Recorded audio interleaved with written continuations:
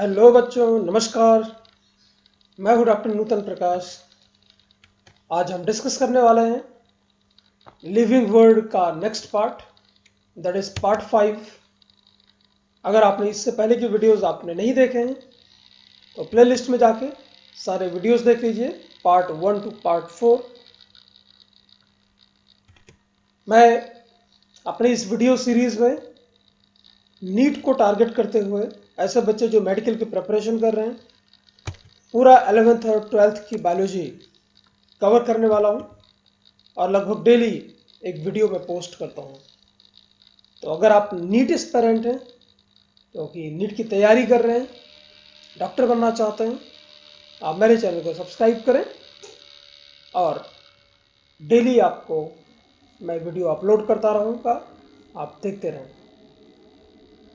तो आगे चलते हैं। एक बहुत इंपॉर्टेंट टॉपिक, बड़ा इंटरेस्टिंग सा टॉपिक, जिसे बोलते हैं टैक्सोनॉमिकल एड्स। हमने टैक्सोनॉमिकल एड्स के पहले आपको बताया था प्रीवियस वीडियो में कि एड्स मतलब बहुत सिंपल है। टैक्सोनॉमिकल एड्स का मतलब बहुत सिंपल है कि जब भी आप टैक्सोनॉमी करें, आप टैक्सोनॉमी में इंक्लूड हो, इन्वॉल्व हो, तो टैक्सोनॉमी करने के लिए आपको बताया था कि टैक्सोनॉमी का मतलब होता है कि कुछ रूल्स रेगुलेशंस जिनकी हेल्प से आप क्लासिफिकेशन कर पाते हो, है ना। तो टैक्सोनॉमी में वो सारी चीज़ें जो आपको क्लासिफिकेशन में हेल्प करती हैं, है ना, चाहे वो एनिमल का हो, चाहे वो प्लांट का हो। तो टैक्सोनॉमी में हेल्प या टैक्सोनॉमी में यूज आने वाली चीज़ों को हम बोलते हैं taxonomical aids. Alright, taxonomical aids means taxonomy में हेल्प करने वाली चीज़ें। बहुत सिंपल है। तो ऐसे बहुत सारी टेक्निक्स हैं। देखिए इसमें लिखा हुआ है these are various techniques, procedure and stored information that are useful in identification and classification of organism।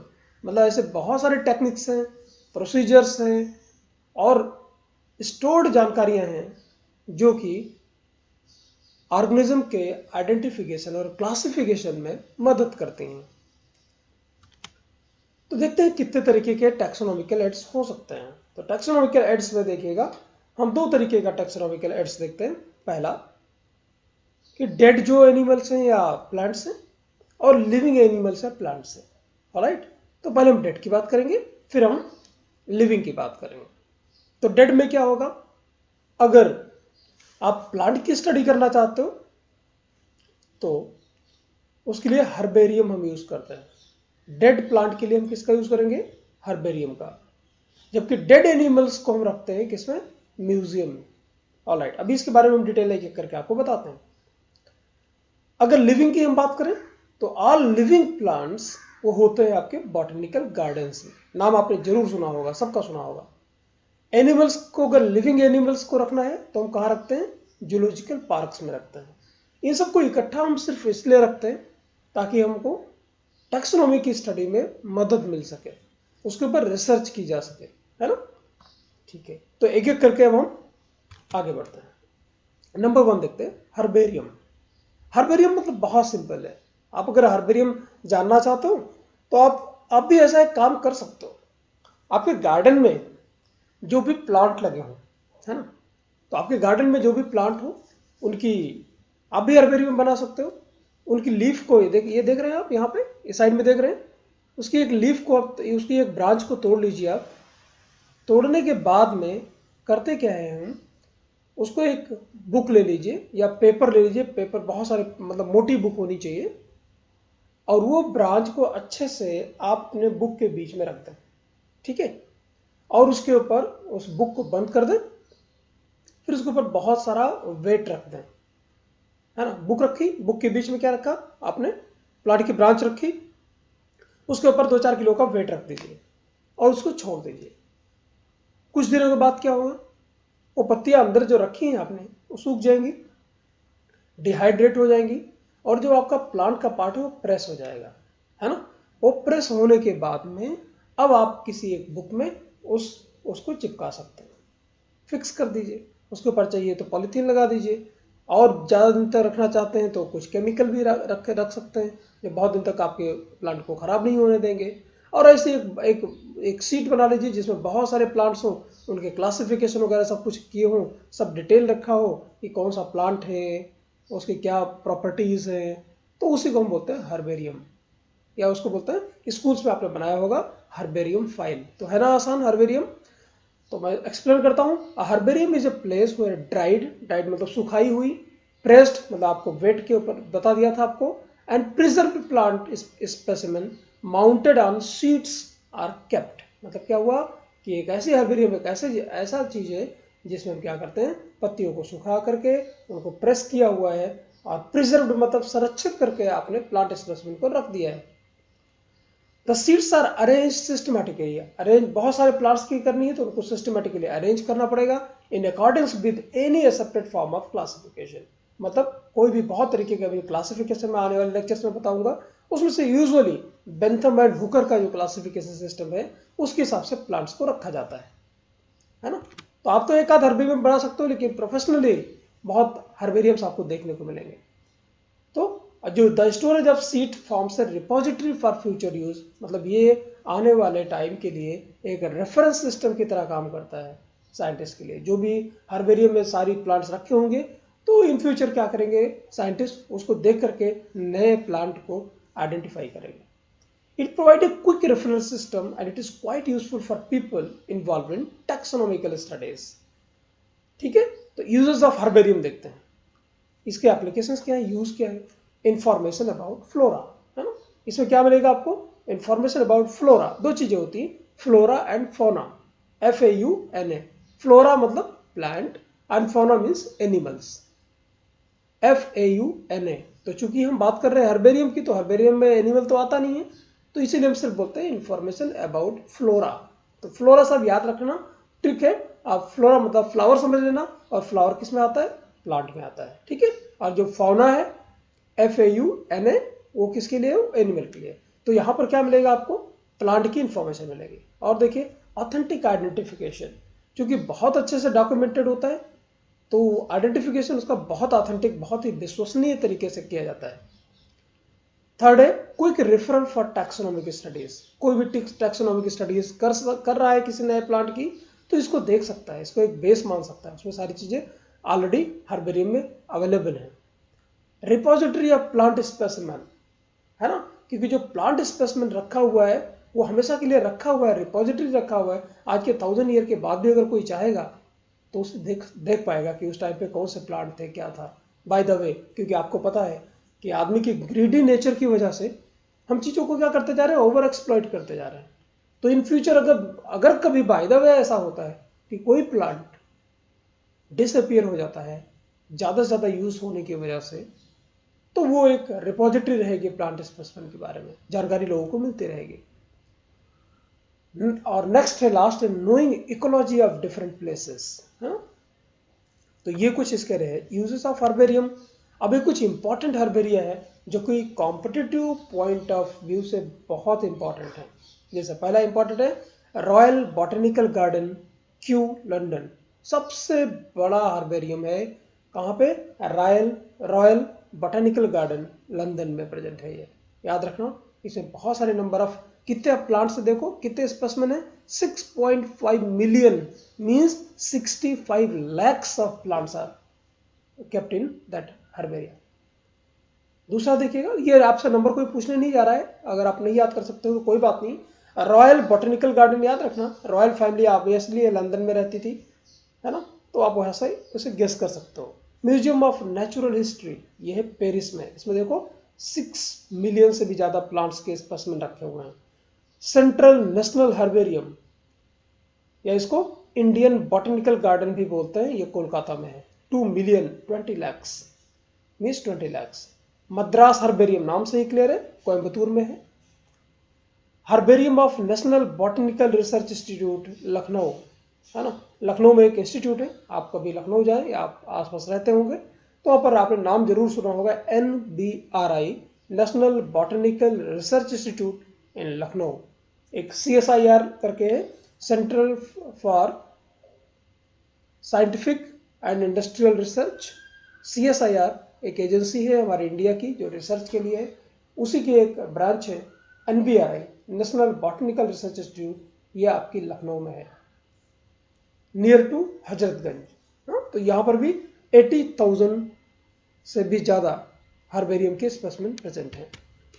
अब नेक्स्ट देखते हैं बॉटनिकल गार्डन क्या होता है। बॉटनिकल गार्डन मतलब बहुत सिंपल है, जिसमें लिविंग प्लांट्स हो, जिंदा प्लांट्स हो, है ना।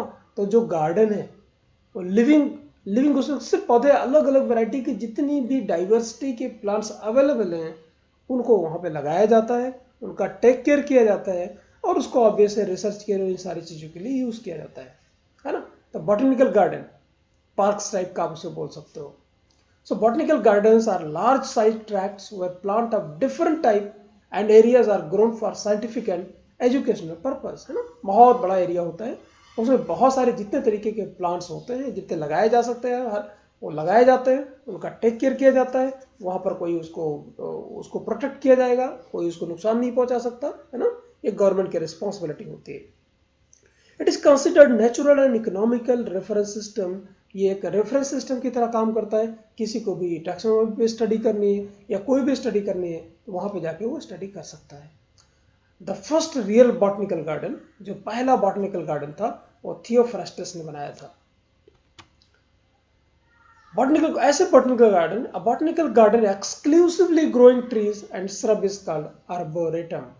3 तरीके की चीजें होती हैं, एक आपने नाम सुना होगा हर्ब, दूसरा होता है श्रब और तीसरा होता है ट्री बच्चों। तो हर्ब जो होंगे वो बहुत छोटे होते हैं साइज में, इसके बारे में और डिटेल में फ्यूचर में बात करेंगे। श्रब होंगे झाड़ी टाइप के होंगे और ट्री आपको पता ही सबसे ज़्यादा साइज के होंगे। तो कुछ बॉटनिकल गार्डन ऐसे होते हैं जो सिर्फ और सिर्फ हर्ब नहीं उगाते, सिर्फ श्रब और ट्री ही उगाते हैं, उनको बोलते हैं, अलग से नाम उनका दे देते हैं बॉटनिकल गार्डन को आर्बोरेटम। अगर आर्बोरेटम है वहां पर हर्ब नहीं है, क्या है आपका, सिर्फ श्रब मतलब झाड़ी जो मीडियम साइज के प्लांट होते हैं, और ट्री मतलब बड़े साइज के प्लांट। तो अगर सिर्फ मीडियम साइज के प्लांट वहां पे उगाए गए हैं और ट्री उगाए गए हैं तो उसको बोलते हैं, स्पेशली उनको हम बॉटनिकल गार्डन को बोलते हैं आर्बोरेटम। जहां पर भी आर्बोरेटम लिखा मिलेगा आपको पता चल जाना चाहिए कि वहां पर श्रब नहीं है, मतलब बहुत छोटे छोटे पौधे नहीं है। Alright, the most famous and the largest botanical garden is royal botanical garden, है ना। पता कहाँ पे है, लंदन में है, England. It is extended in 200 acres of land and was founded in 1759 by William Atton। ये सब ऑब्वियस है, आपको याद नहीं करना है, सिर्फ आप याद कर लें कि कौन सा बॉटनिकल गार्डन है और कहाँ पे है। इंडिया में देखते हैं सबसे बड़ा बॉटनिकल गार्डन कहाँ पे है। The largest botanical garden of India is Indian botanical garden, Howrah, Kolkata, है ना। यह कोलकाता में है, इंडियन बॉटनिकल गार्डन सबसे बड़ा है। It was established in 1787। Again you don't have to remember the year. इसके अलावा beside it other main botanical garden, और कौन कौन से बॉटनिकल गार्डन है, ऑब्वियस है NBRI बताया था आपको, नेशनल बॉटनिकल, जिसमें बॉटनी से रिलेटेड रिसर्च होता है। तो आपको बता चुका हूँ कि वहाँ पे हर्बेरियम भी है और प्लस वहाँ पे बॉटनिकल गार्डन भी है। आप कोई भी कभी अगर आप लखनऊ जाएं तो उनके बॉटनिकल गार्डन में कुछ 1 रुपये का टिकट होता है। जब लास्ट टाइम में गया था तो आप बहुत तरीके के प्लांट्स वहाँ पे देख सकते हैं, आप घूम सकते हैं। नेक्स्ट देखिए लॉयड बॉटनिकल गार्डन, दार्जिलिंग में है। Garden of the Indian agriculture institute, it is in Dehradun. तो ये जो बॉटनिकल गार्डन को मेंटेन वगैरह करते हैं, तो इसके लिए एक एसोसिएशन है जिसको बोलते हैं international association of botanical garden, है ना। तो एक एसोसिएशन है 1962 में हुआ था, जो सारे गाइडलाइन इशू करता है, जैसे आपने देखा होगा WHO, है ना, वर्ल्ड हेल्थ ऑर्गेनाइजेशन। तो अभी जो कोरोना वायरस फैला हुआ है उसको लेकर के पूरा दुनिया को सचेत करता रहता है कि गाइडलाइन क्या है, क्या करना चाहिए, क्या नहीं करना चाहिए। ऐसे ही इंटरनेशनल एसोसिएशन है बॉटनिकल गार्डन्स के लिए, तो उसके लिए वो गाइडलाइन इशू करता है गवर्नमेंट्स को कि आप लोगों को मतलब और साइंटिस्ट को कि बॉटनिकल गार्डन कैसे बनाया जाना चाहिए और कैसे वो प्लांट्स का क्या कर सकते हैं, एक्सचेंज कर सकते हैं। मान लो कोई बॉटनिकल गार्डन इंडिया में है और कोई बॉटनिकल गार्डन US में है, तो इंडिया के कोई प्लांट चाहिए जो कि अमेरिका में ही होता है, इंडिया के पास नहीं होता है रिसर्च के लिए, तो इंडिया वाला कोई प्लांट वहाँ भेज सकता है और वहाँ वाले यहाँ भेज सकते हैं। तो साइंटिस्ट एक्सचेंज कर सकते हैं प्लांट मटेरियल को, ठीक है। रोल ऑफ बॉटनिकल गार्डन क्यों करते हैं, provide plant material for comparative taxonomic studies, है ना। कंपैरेटिव बताया था कि जब कंपैरिजन होगा तभी तो टैक्सोनॉमिक स्टडीज हो पाएगी। Function is acclimatisation centre for exotic plants of economic importance. ये थोड़ा समझाता हूं मैं, इसका मतलब क्या होता है। एक्लिमेटाइजेशन का मतलब होता है एक्लेमेटाइजेशन का मतलब बच्चों ये होता है कि किसी भी एनवायरनमेंट के लिए उसके हिसाब से ढल जाना, अडॉप्ट हो जाना। मैं एग्जाम्पल देता हूँ, बड़ा हो सकता है इससे रिलेवेंट ना हो, लेकिन फिर भी मैं आपको बड़ा सिंपल सा एग्जाम्पल देता हूँ, आपको समझ में आ जाएगा। देखो बच्चों, क्या होता है, जब भी मान लिया अभी गर्मी के सीजन जब होगा, मान लिया जून में आप होगा, बहुत टेम्परेचर बहुत ज़्यादा है बाहर, मान लो 48 डिग्री टेम्परेचर है, ठीक है, या 50 भी कहीं कहीं जाता है। आप धूप से आते हो और आपको घर में जाते हो, तो घर में जाते ही अगर आप तुरंत एसी में बैठ जाओगे तो क्या होगा, एसी में बैठोगे तो आपकी तबीयत बिगड़ सकती है। तो इसीलिए आपके पेरेंट्स बोलते होंगे कि नहीं नहीं अभी एसी में नहीं आना, थोड़ी देर छाव में बैठ जाओ, थोड़ा रिलैक्स हो जाओ, उसके बाद आपको एसी में जाना है। तो इसका मतलब क्या हुआ, आप एक्लेमेटाइज हो रहे हो। एसी में जाने के लिए जब तक आप वेटिंग में हो, अपने टेम्परेचर को एडजस्ट कर रहे हो, उसको बोलते हैं बच्चों एक्लेमेटाइजेशन। अब मुझे नहीं पता इसका हिंदी क्या होता है। एक्लेमेटाइजेशन समझ में आ गया आपको? तो एक्लेमेटाइजेशन हम ऐसा ही करते हैं। और एक्जोटिक प्लांट का मतलब क्या होता है? एक्जोटिक प्लांट मतलब ऐसे प्लांट जो वहां के नहीं है, वो बाहर के प्लांट है, ठीक है ना। बाहर के प्लांट मतलब मान लिया अपनी कंट्री में वो प्लांट नहीं पाया जाता, तो वो उसको मान लिया किसी साइंटिस्ट ने न्यूजीलैंड से मंगाया है। अब न्यूजीलैंड से मंगाया है तो उसको सीधा खेत में लगा दोगे तो सूख जाएगा। तो उसको थोड़े दिन के लिए कंट्रोल्ड कंडीशन में, आगे चल के आपको बताऊंगा, ग्रीन हाउस कुछ होते हैं, ग्रीन हाउसेस। तो green house effect is different. Green house में हम उसको रखते हैं जहाँ पर रेगुलेट करते हैं टेम्परेचर को, ऑप्टिमम जितना टेम्परेचर उसको चाहिए उतना देते हैं, जितना उसको मॉइस्चर चाहिए, जितना उसको ह्यूमिडिटी चाहिए, वो सारी कंडीशन जो न्यूजीलैंड में होंगी उससे मिलती जुलती कंडीशन हम प्लांट को आर्टिफिशियली देते हैं। और धीरे धीरे धीरे टेम्परेचर को घटाते या बढ़ाते जाएंगे जिस कंडीशन में हमको रखनी है। तो प्लांट धीरे धीरे एडजस्ट कर लेता है और बाद में उसको हम फील्ड में लगा सकते हैं। समझ में आ गया बच्चों? एक्सोटिक मतलब जो यहाँ की नहीं है, जिस जगह पे आपका बॉटनिकल गार्डन है वो वहाँ की क्लाइमेट का नहीं है, वो वहीं बाहर से आया हुआ है। एक्लेमेटाइजेशन मीन्स वहाँ पर सर्वाइव करने के लिए उसको एडजस्ट करवाना। Okay. Provide material for botanical research, है ना, बॉटनी के रिसर्च के लिए मटेरियल प्रोवाइड करता है। Ex situ conservation of endangered plant species, ये क्या होता है भाई? दो चीजें होती है, इन सिटू एंड एक्स सिटू। मैं यहीं पे समझा देता हूँ। इन सिटू कंजर्वेशन, इन सिटू का मतलब होता है, आपने जरूर सुना होगा, मैं एग्जांपल देता हूं आपको। जैसे गिर नेशनल पार्क है गुजरात में, मैं यहाँ पे एनिमल का एग्जांपल दे रहा हूं, तो आप प्लांट का भी देख सकते हैं। तो अगर प्लांट का हम देखने जाए तो मान लीजिए हिमालय है, तो हिमालय पे कहीं पर कोई एक प्लांट है, ठीक है, वो बड़ा इंपॉर्टेंट प्लांट है, तो वहां वहीं पर सिर्फ पाया जाता है, बाकी पूरी दुनिया में कहीं पे नहीं पाया जाता, ठीक है, या कम पाया जाता है। तो साइंटिस्ट क्या करेंगे, गवर्नमेंट क्या करेगी, इन सिटू मतलब ऑन साइट उसी पर्टिकुलर जगह पे उसको कंजर्व करेगी, उसको प्रोटेक्ट करेगी, ताकि वो प्लांट को कोई दूसरा नुकसान न पहुंचा पाए और उसके नंबर्स बढ़ें। क्योंकि अगर नंबर बढ़ जाए, अगर कम हो जाएंगे, अगर लोग उसको ऐसा करते रहेंगे, तो वो प्लांट स्पीसीज खत्म हो जाएगी, वो खतरे में आ जाएगी, है ना। एनिमल की अगर हम बात करें तो जिससे आपको पता होगा, गिर नेशनल पार्क आपने गुजरात में, आपने नाम सुना होगा, जो एशियाटिक लायन है वो सिर्फ और सिर्फ गुजरात में पाए जाते हैं। तो उनको गवर्नमेंट क्या करती है, वहां पे नेशनल पार्क बना दिया है, अभी हम नेशनल पार्क की बार आगे बात करेंगे, तो वहीं पर उनको प्रोटेक्शन दिया जा रहा है, वहां पे फॉरेस्ट गार्ड है, वहां पे सारी चीजें फैसिलिटीज अवेलेबल है, ताकि उनकी कोई हंटिंग ना कर सके, उनका कोई शिकार ना कर सके, और उनको एक अच्छा एनवायरनमेंट मिले रहने के लिए, अपने नंबर को बढ़ाने के लिए। तो एक होता है इन सिटू, जो ऑन साइट, जो जहां पे प्लांट है वहीं पर उसको प्रोटेक्ट किया जाए। दूसरा एक्स सिटू, एक्स सिटू मतलब उस प्लांट को ले आओ और किसी अलग जगह पे उसको रख कर प्रोटेक्ट करो। तो ये बॉटनिकल गार्डन में होता क्या है, हम प्लांट कहीं से लेकर के अपनी जगह पे लाके लगाते हैं और उनका कंजर्वेशन करते हैं। समझ में आ गया? इन सिटू एंड एक्स सिटू का मतलब, इन सिटू मतलब वो जहां है वहीं पर उसकी रक्षा करो, कंजर्व करो। एक्स सिटू का मतलब है कि वहां से ला करके आप अपने बॉटनिकल गार्डन में उसको कंजर्व कर सकते हैं। तो ये जो बॉटनिकल गार्डन है, ये है ex situ conservation. Is it clear? तो और क्या होता है, रोल क्या करेगा? ऑब्वियस है, किसी सिटी में जहां पे पॉल्यूशन है या नहीं भी है, तो प्लांट तो अपना काम करेगा ही करेगा, क्योंकि बड़ी बड़ी सिटीज हैं, उनको ग्रीनरी प्रोवाइड करेगा, एयर को प्योर करेगा। और ऑब्वियस है, जहां प्लांट होंगे वहां छोटे छोटे एनिमल्स भी तो आएंगे, तो एनिमल का हैबिटेट भी बनेगा। नेक्स्ट देखते हैं म्यूजियम।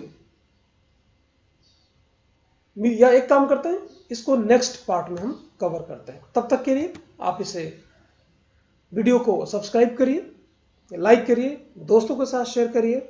मैं छोटे छोटे वीडियोज इसलिए बना रहा हूँ ताकि आपका कंसंट्रेशन बना रहे। बड़ा वीडियो बनता है तो आप डिस्ट्रैक्ट होते हो, क्योंकि ये इंटरेक्टिव क्लास नहीं है, एक्सप्लेन ही कर रहा हूँ।